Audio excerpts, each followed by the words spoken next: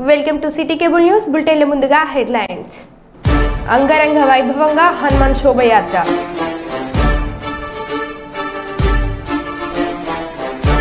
సుల్తాన్బాద్లో గోశాల shed నిర్మాణానికై భూమి పూజ.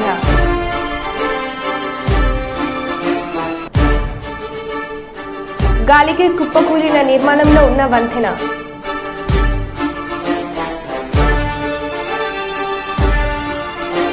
ఎన్నికల ప్రచారంలో స్పీడ్ పెంచిన టీడీపీ అభ్యర్థి బస్తిపాటి నాగరాజు.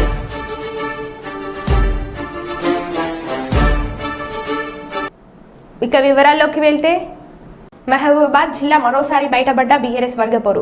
ఎంపీ కవిత నామినేషన్ దాఖలు అనంతరం ఏర్పాటు చేసిన ముఖ్య కార్యకర్తల సమావేశం నిర్వహించారు.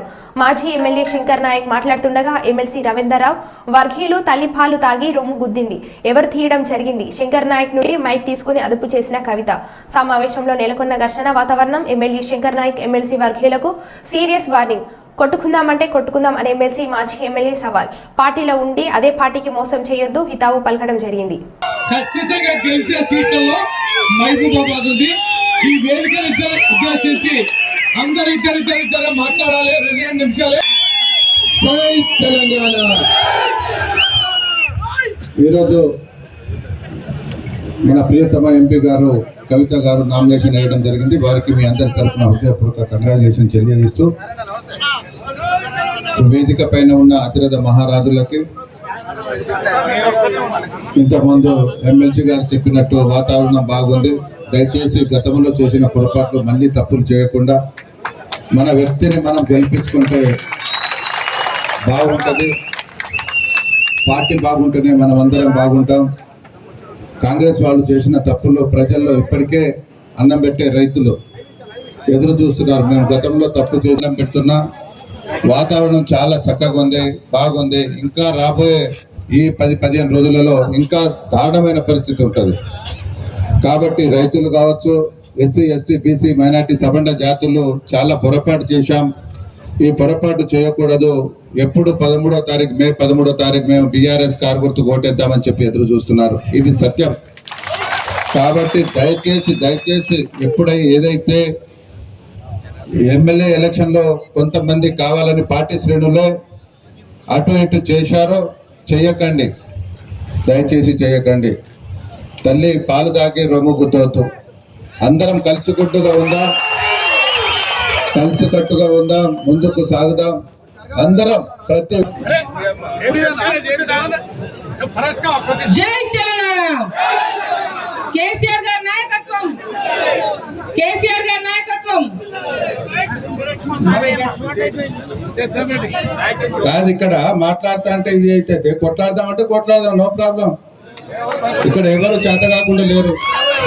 నేను వాతావరణం బాగుంది, అందరు కలిసి కట్టుగా పోవాలి, గెలిపించాలి మన క్యాండిడేట్ అన్నావు. తప్పనే చెప్పండి మీరు అందరూ.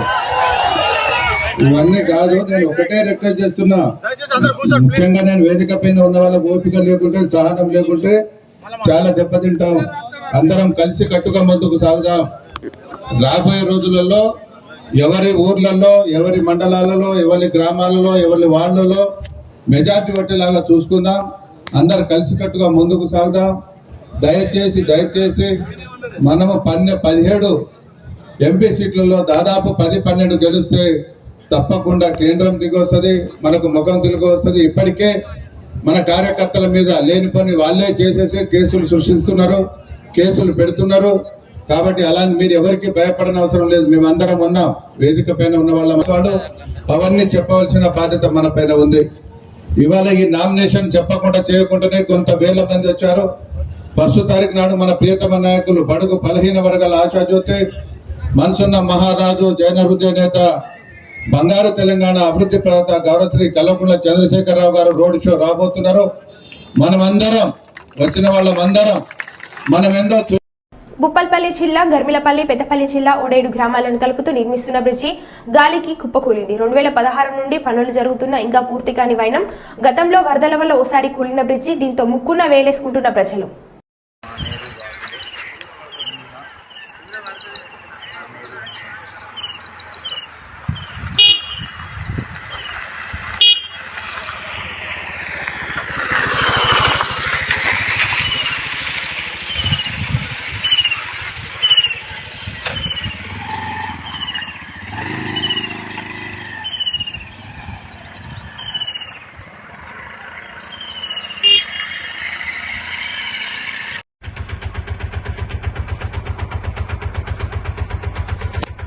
ఏందో అన్నా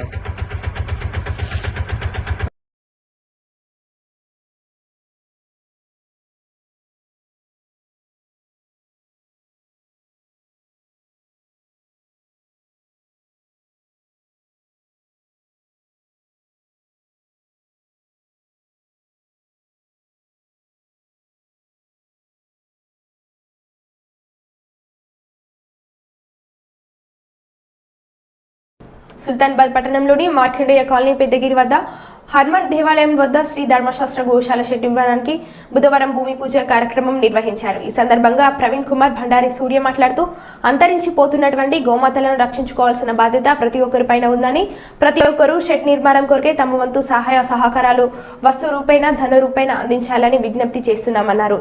అనంతరం ఆర్థిక సహాయం అందించిన వారిని శాల్వాతో సత్కరించారు.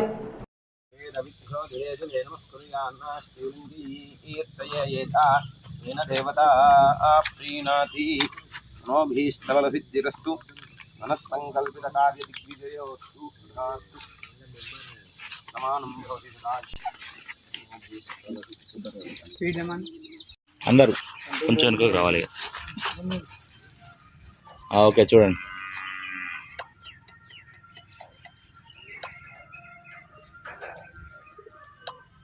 రైట్.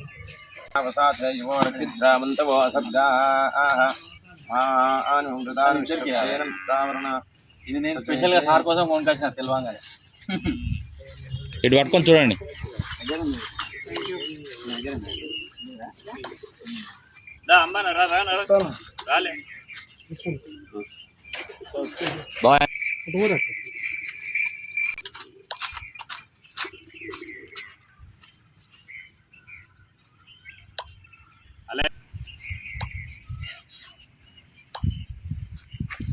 అన్నా ఇక్కడ మా ఇప్పుడు వాళ్ళు ఎంత ధైర్యంగా ఉన్నామంటే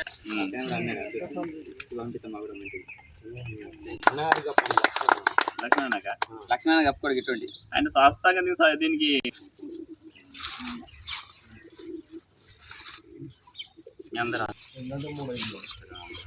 3.5 సంవత్సరాలుగా గోశాల స్థాపించడం జరిగింది. ఇప్పటి వరకు అందరు దాతల సహకారంతోనే షెడ్ నిర్మాణం కూడా చేస్తున్నాము. వస్తు రూపేనే కానీ ధన రూపే కానీ తమ వంతు సాయం 1 రూపాయి అయినా సరిపోతుంది. ఒక్కొక్క రూపాయి అంటే కొన్ని వందల మందితోని షెడ్ నిర్మాణం కూడా జరుగుతుంది. సుల్తానాబాద్ ప్రజలందరికీ షెడ్ నిర్మాణానికి దాతలు ముందు రావాలని కోరుతున్నాను. పరిధిలోని శ్రీ ధర్మశాస్త్ర గోశాలలో షెడ్డు కొరకై భూమి పూజ చేయడం జరిగింది. 3 రోజుల క్రితము అనుకున్నట్టుగా అందరి ప్రజల పెద్దపల్లి జిల్లా ప్రజలందరి సహకారంతో షెడ్డు నిర్మిస్తానని తెలపడం జరిగింది. ఆ యొక్క విషయాన్ని తెలుసుకున్న వాళ్ళందరూ ఈరోజు వచ్చి భూమి పూజలో పాల్గొన్నారు. అదేవిధంగా ముఖ్యంగా మన రిటైర్డ్ హెడ్ మాస్టర్ అయినటువంటి మన పెద్ద సారును వారి అత్యధిక మెజార్టీయే మా లక్ష్యం. సంక్షేమ పథకాలతో ప్రతి ఒక్కరికి లబ్ధి అందిన ప్రభుత్వం అది. వైసీపీ అభ్యర్థుల గెలుపుపై ధీమా వ్యక్తం చేసిన ఎమ్మెల్సీ అనంతబాబు.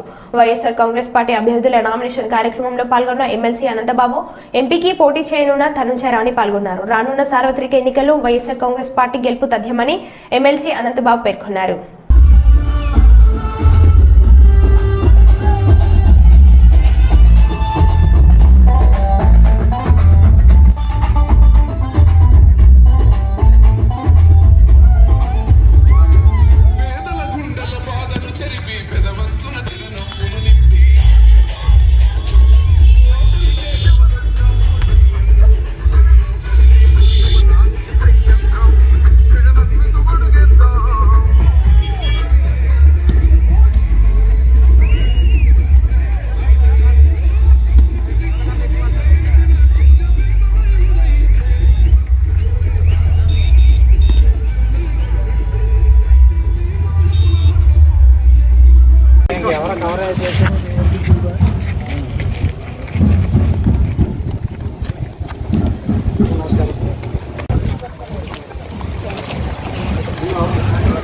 వైఎస్ఆర్ కాంగ్రెస్ పార్టీ తరఫు నుంచి ఎమ్మెల్యే అభ్యర్థిగా నామినేషన్ వేయడం జరిగిందని చూడగలం.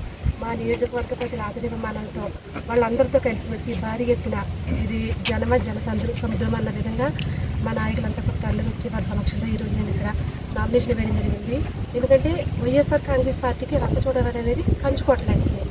ఇక్కడ మొత్తం వైఎస్ఆర్ పార్టీ గతంలో ఏదైతే 2019 ఎన్నికలప్పుడు జగనన్న మా ప్రాంతాన్ని గత 40-50 ఏళ్ళుగా లేనటువంటి అభివృద్ధి మా గిరిజనుల నమ్మకాన్ని నిలబెట్టుకుంటారని ఏదైతే ఇక్కడ గిరిజన ప్రజలు విశ్వసించి ఉన్నారో, జగనన్న వారి అంచనాలు అందుకునే విధంగా కేవలం మా గిరిజన ప్రజలు కాకుండా రాష్ట్రం మొత్తం ఏ విధంగా జగనన్న పరిపాలన చేశారో 5 సంవత్సరాలు చూసిన తర్వాత మళ్ళీ ఈరోజు జగనన్న ప్రభుత్వమే కావాలని జనం పెద్ద జన సముద్రం ఎలా తల్లి వస్తుందో అందరూ కూడా చూస్తూ ఉన్నారు. ఈరోజు వారందరి సమక్షంలో మరొకసారి నామినేషన్ వేశాను. మా ప్రజలందరూ కూడా ఇక్కడ వైఎస్ఆర్ పార్టీకి భారీ మెజార్టీ ఇవ్వడానికి కూడా సిద్ధంగా ఉన్నారు. ఇది ఏదైనా సరే మన ప్రభుత్వం ఏం చేసింది అనేది మనం తెలుసుకోవాలంటే అది మనం చెప్పుకునే అవసరం లేదు, ప్రజలు తెలుస్తారు. ఈరోజు 5 సంవత్సరాల తర్వాత వైఎస్ఆర్ పార్టీ ప్రభుత్వం ఎలా ఉందో రేపు ప్రజాకోర్టులో తేలుతుంది.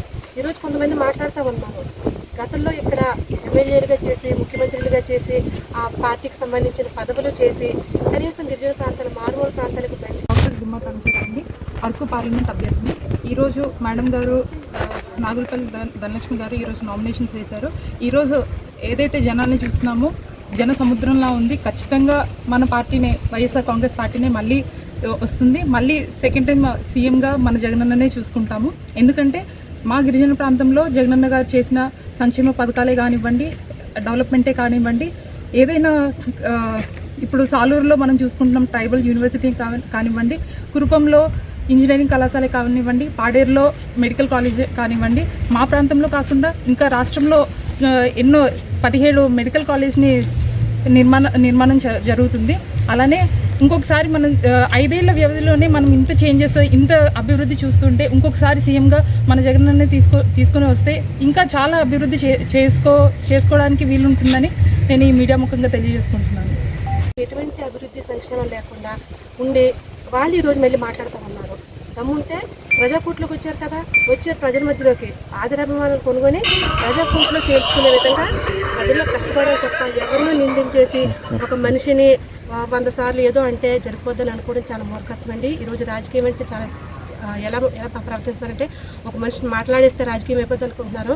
కాదు, మన రాజకీయం ఏంటనేది మన భవిష్యత్తు ఏంటనేది నిర్ణయించాల్సింది ప్రజాకోర్టులో తేల్చుకోవాలి. ఈరోజు మనం చూసుకున్నట్లయితే వైఎస్ఆర్ పార్టీ వేసినటువంటి నామినేషన్ కార్యక్రమం చూశారు. వాళ్ళే చెప్తా ఉన్నారు ఇది నామినేషనా లేకపోతే వైఎస్ఆర్ పార్టీ విజయోత్సవ సభ అని చెప్పేసి వాళ్ళే చెప్తా ఉన్నారు. ఆ రకంగా వాళ్ళు ఏమైనా ఉంటే చేసుకోవాలి, అంతే తప్ప కానీ మరొకరిని ఆడిపోసుకొని పరిస్థితులు అయితే ఉండకూడదు. ఈరోజు నేను కాన్ఫిడెంట్గా చెప్తా ఉన్నాము, మా వాళ్ళైతే మెజార్టీ కూడా చెప్తా ఉన్నారు. ఈరోజు రాష్ట్రంలో మొట్టమొదటిసారి జగనన్నకు రంపచోడవరం నుంచి తొలి విజయాన్ని ఇవ్వబోతా ఉన్నాం. మరింత ఉప్పెత్తు మిగులుతూ ఉంది. ఈవేళ వచ్చిన నామినేషన్ కూడా జనమే ఒక సాక్షి.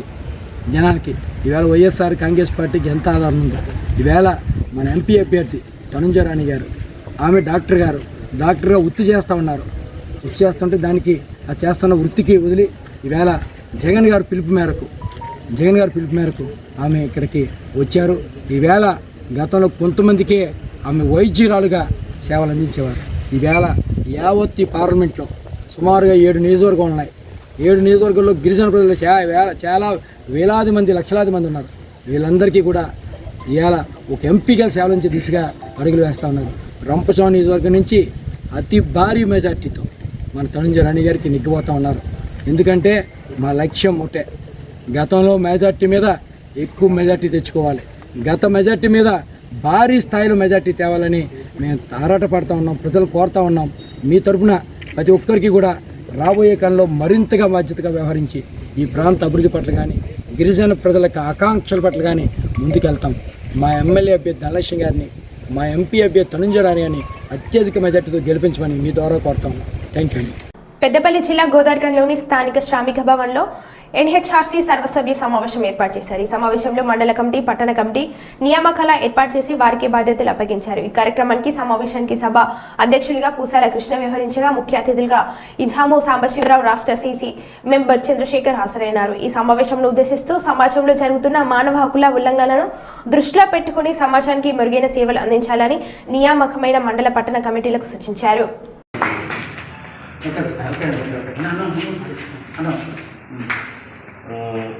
టి శ్రీనివాస్, కమార్పూర్ మండల ప్రెసిడెంట్.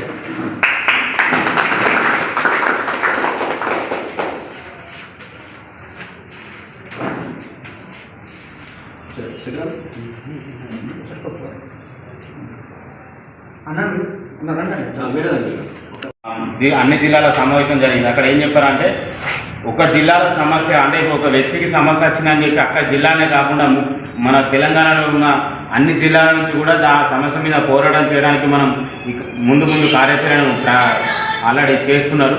అది కూడా త్వరలో మళ్ళొక సమావేశంలో అన్న చెప్తారు. దీనికి సంబంధించి అంటే ఎన్హెచ్ఆర్సీని అడ్డం పెట్టుకొని అంటే ఇక్కడ ఉన్న మనం ఎన్హెచ్ఆర్సీ సంస్థను అడ్డం పెట్టుకొని మనం డబ్బులు సంపాదించాలనే దురుద్దేశంతో మాత్రం ఎవరు పోవద్దని మీ అందరికీ విజ్ఞప్తి చేస్తున్నా. ఇది ఒక అన్న ఏంటంటే మూల భద్రన్న గారు ఒక మంచి ఆలోచనతోటి ప్రజలకు సేవ చేయాలనే ఉద్దేశంతో స్థాపించబడిన సంస్థ. దీనికి చెడ్డ పేరు రాకుండా మనం ప్రజల్లో మమేకమై ప్రజలతోటి ఉంటూ ప్రజల యొక్క సమస్యలను ప్రభుత్వానికి చేరవేసే దిశగా మనం ముందుకు అడుగు వేయాలని నేను కోరుకుంటున్నా. ఈ అవకాశాన్ని ఇచ్చిన పెద్దలందరికీ నా యొక్క నమస్కారం. ప్రజల యొక్క హక్కులను కాపాడుకుంటూ మనం ముందుకు వెళ్ళాలని కోరుకుంటూ మీ యొక్క అమూల్యమైన సందేశాలని ప్రతి ఒక్కరు తెలియజేయాలని కోరుకుంటున్నాను. వెలుగు సామాజిక స్వచ్ఛంద సంస్థ నిర్వహించిన మానవత తెలుగు అవార్డ్స్ 2024 ఉభయ తెలుగు రాష్ట్రాల జాతీయ స్థాయి ఉగాది పురస్కారాల ప్రధానోత్సవంలో భాగంగా గోదావరికి చెందిన జులేబ్కా బి హెల్పింగ్ పీపుల్స్ ట్రస్ట్ వ్యవస్థాపకులు షేక్ జమీల్ హుస్సేన్ ఎంతో మందికి పేదవారికి చలికాలంలో దుప్పట్లు, వేసవి కాలంలో దప్పిక తీర్చుకోవడానికి మజ్జిగ ఇలాంటి సేవలను గుర్తించి ఈ ఏడాది ఉగాది పురస్కారాల మానవత వెలుగు అవార్డ్స్ 2024 గాను షేక్ జమీల్ హుస్సేన్ కు ఇస్తున్నామని తెలిపారు. తమ సేవలను గుర్తించి ఈ అవార్డుకు ఎంపిక చేసినందుకు గాను వెలుగు సామాజిక స్వచ్ఛంద సంస్థ వ్యవస్థాపకులు సురభి శ్రీధర్ కు షేక్ జమీల్ హుస్సేన్ కృతజ్ఞతలు తెలిపారు. అక్కడ పూజ చేసి అక్కడ ఈ సంస్థ ద్వారా కార్యక్రమాలు చాలా చేశాం. వాస్తవంగా నన్ను కూడా ఈ రంగంలో దింపేది అప్పుడు చిన్నోడైనప్పటికీ ఆయనే అని చెప్పొచ్చు, శ్రీధర్ అని చెప్పొచ్చు. శ్రీధర్ ద్వారా మొదలు స్టార్ట్ అయినటువంటిది ఈ మెడికల్ క్యాంప్.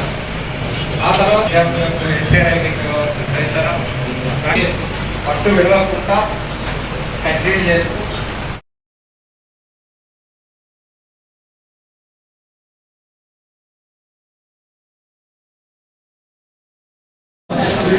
తనకు వెలుగు సామాజిక స్వచ్ఛంద సేవా సంస్థ కళా సేవా రత్న అవార్డుని అందజేస్తోంది. తను తన స్టూడెంట్స్ని చేత షోస్ ఇప్పించాడు. అంతేకాకుండా ఇవ్వడమే కాకుండా అలాగే ఇంతకుముందు మనం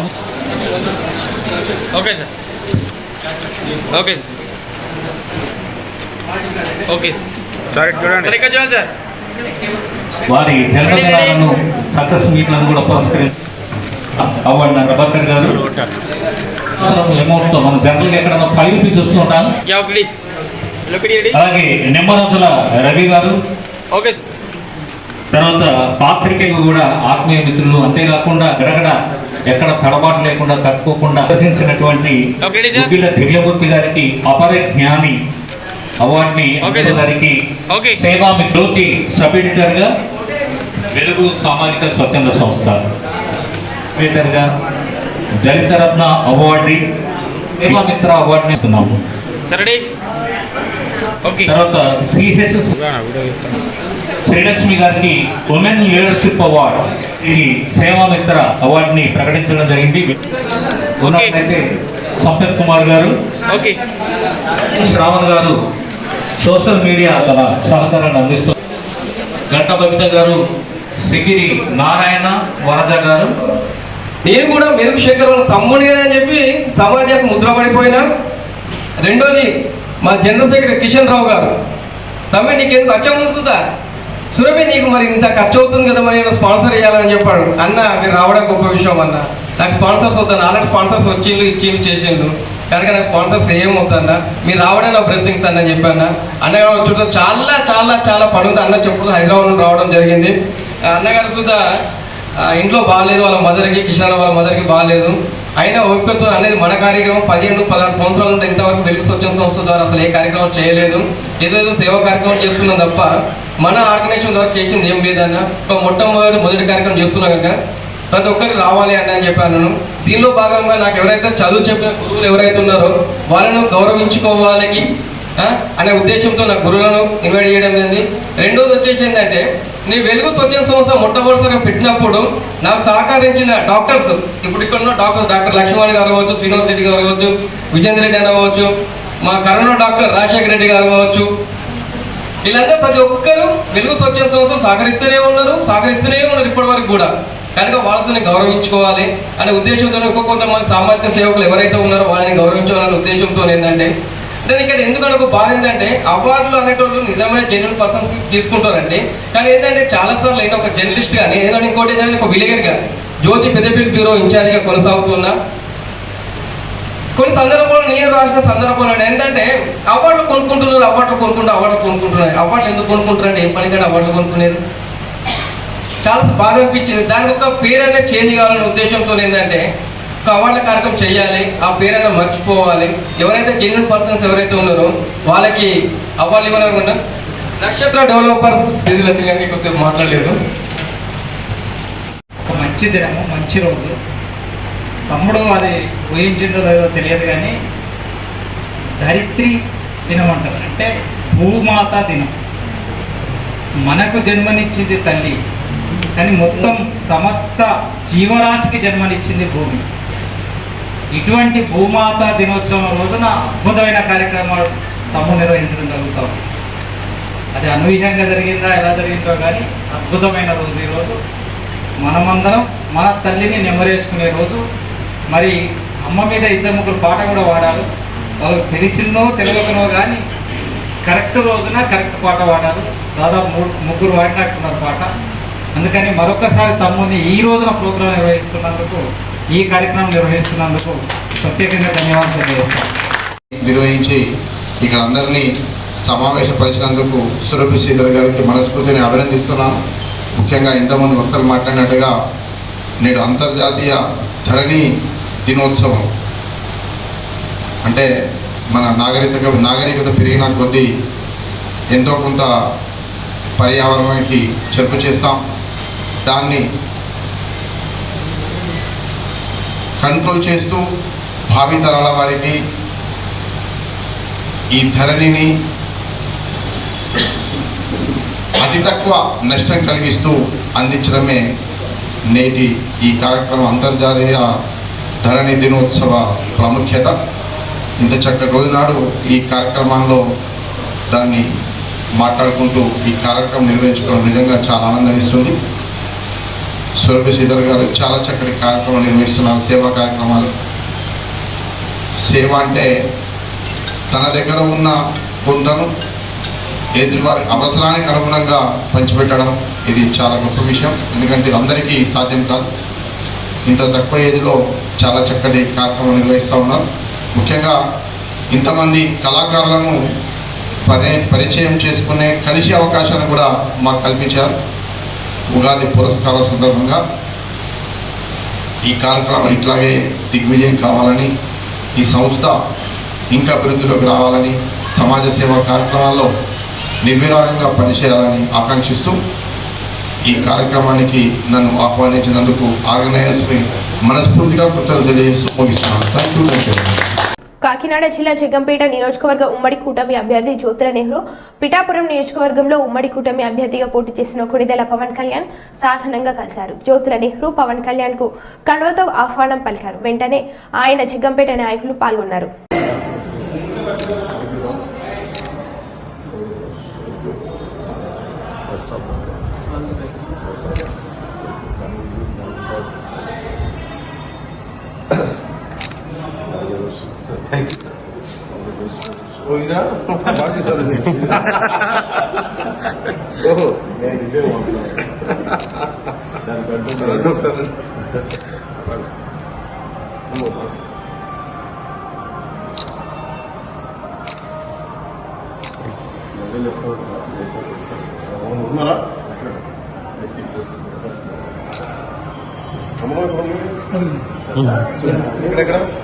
ఇక్కడ పెట్టారా?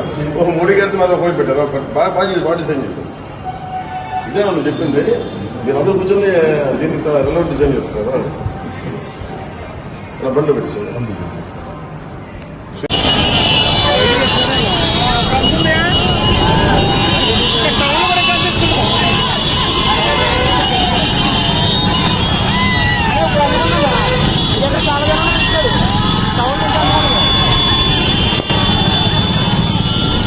ఎన్నికలకు సమయం దగ్గర పడుతుండటంతో కర్నూలు పార్లమెంట్లో సైకిల్ దూసుకుపోతుంది. ప్రచారాల్లో తెలుగుదేశం పార్టీ అభ్యర్థి బస్తిపాటి నాగరాజ్ స్పీడ్ పెంచారు. వైసీపీ ప్రభుత్వ వైఫల్యాలను ప్రజల దృష్టికి తీసుకువెళ్తూ పార్లమెంట్ పరిధిలోని 7 అసెంబ్లీ సెగ్మెంట్లలో ఆ పార్టీ అభ్యర్థులతో కలిసి ఎలక్షన్ క్యాంపెయిన్ను జోరుగా సాగిస్తున్నారు. ప్రధానంగా టీడీపీ మేనిఫెస్టోలోని సూపర్ 6 పథకాలతో పాటు తాను గెలిస్తే జిల్లాకు చేసే అభివృద్ధి కార్యక్రమాల గురించి వివరిస్తూ నాగరాజ్ ముందుకు సాగుతున్నారు. ఇక ప్రచారాల్లో భాగంగా నాగరాజు అధికారంలోకి వస్తే తెలుగుదేశం పార్టీనే గట్టిగా చెబుతూ కార్యకర్తలు జోష్ నింపుతున్నారు. ఎందుకంటే నేను చాలా చిన్న వయసు వాడిని రైతు బిడ్డను. నాది కూడా ఏం ఉన్నతమైన ఫ్యామిలీ కాదు, నేను ఏదో ఇది కాదు, ఒక రైతు కుటుంబం నాది కూడా. వాస్తవంగా రైతు కుటుంబంలో ఉండి ఒక ఎంపీటీసీ స్థాయి నుంచి రాజకీయ రంగంలోకి అడుగుపెట్టిన తర్వాత ఒక ఎంపీ స్థానానికి ఇచ్చినటువంటి party Telugu Desam party. Telugu Desam party యొక్క గొప్పతనం ఎన్ని జన్మలు ఇచ్చినా కూడా ఆ రుణం తీర్చుకోలేను. ఎందుకంటే ఒక బీసీలను కాపాడుకునే పార్టీ ఏదైనా ఉందంటే ఒక తెలుగుదేశం పార్టీకే చెందుతుంది. ఎందుకంటే ఒక మాట చెప్పారు, ఈ రాష్ట్రంలో బడుగు బలహీన వర్గాల వాళ్ళు బీసీలు చాలా జనాభా ఉందని, 50% జనాభా కలిగి ఉన్నాం మనం. అందుకని ఈసారి 2024 ఎలక్షన్ మేనిఫెస్టోలో సోదరులారా బాగా గమనించండి, నాగార్జున యూనివర్సిటీ సాక్షిగా బీసీ డిక్లరేషన్ అని చెప్పేసి మన కోసం ప్రత్యేకంగా ఒక బీసీ డిక్లరేషన్ ప్రకటించారు చంద్రబాబు గారు తినేమి, పవన్ కళ్యాణ్ గారు తినేమి మేధామదనం చేసి ఎక్కువ జనాభా కలిగినటువంటి ఈ బీసీలకు మనం ఏం చేయాలా అని చెప్పేసి ఒక ప్రత్యేక మేనిఫెస్టో పెట్టారు. మనకు కూడా రక్షణ చట్టం ఉండాలని చెప్పేసి బీసీ రక్షణ చట్టం తెచ్చినటువంటి ఘనత కూడా రేపు గెలిపించుకున్నామంటే ఖచ్చితంగా మనకు ఒక పెద్ద అస్త్రం అవుతుంది బీసీ రక్షణ చట్టం అనేది. అంతేకాక ఇక్కడ ఉన్నటువంటి లేడీస్ కూడా 4,000 రూపాయలు పెన్షన్ ఇస్తున్నారు. అది ఎందుకంటే మేనిఫెస్టోలో ఎక్కడ కనబడలేదు. 6 ప్యాక్ అని చెప్పేసి సూపర్ 6 లో ఉంది. 4,000 రూపాయలు 200 నుంచి 2,000 రూపాయలు చేసిన ఘనత చంద్రబాబు గారి 2,000 నుంచి 4,000 చేస్తుంటుంది ఏకదాటిగా. కాబట్టి 4,000 రూపాయలు పెన్షన్, అది కూడా ఏమాత్రం డోకా లేదు, ప్రతి ఇంటికి వస్తుందని చెప్పేసి ఇది ఒకటి. సోదరులారా, నేను చెప్పేది ఏమంటే రాష్ట్ర పరిస్థితి మాత్రం చాలా అధోగతిలో ఉన్నది. 13 లక్షల కోట్ల రూపాయలు అప్పులు చేసి రాష్ట్రాన్ని సర్వనాశనం చేసి పెట్టాడు ఈ జగన్మోహన్ రెడ్డి గారు. కాబట్టి ఏది ఏమైనా కూడా ఆయన పరిపాలన అందబంధించాలంటే మనమంతా, ఎందుకంటే తెలుగుదేశం పార్టీ అంటే బీసీల పార్టీ కాబట్టి మనమంతా చైతన్యవంతులమై జగన్మోహన్ రెడ్డి గారిని గద్దదించడానికి ఎంత పూనుకోవాలని చెప్పేసి నేను కోరుకుంటాను. అంతేకాక 5 సంవత్సరాలు మరో బులెటిన్లో మళ్ళీ కలుద్దాం. Stay tune.